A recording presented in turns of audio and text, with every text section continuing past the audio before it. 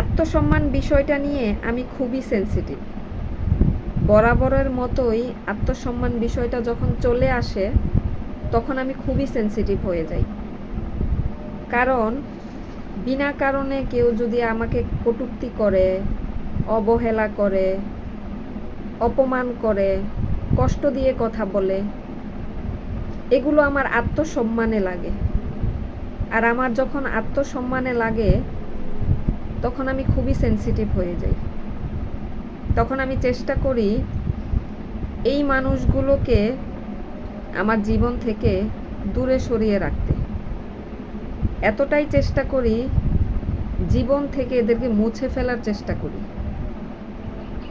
আমি চেষ্টা করি এদের সাথে দেখা সাক্ষাৎ তো দূরে থাক, যেন যোগাযোগও কোনোদিন না হয়। এতটাই সেনসিটিভ থাকি। কারণ এগুলোকে যতটাই আপনি প্রশ্রয় দিবেন ততই আপনি অপমানিত হবেন, আপনার ইগোতে লাগবে। এদেরকে প্রশ্রয় দেওয়া মানে নিজের আত্মসম্মানকে নষ্ট করা।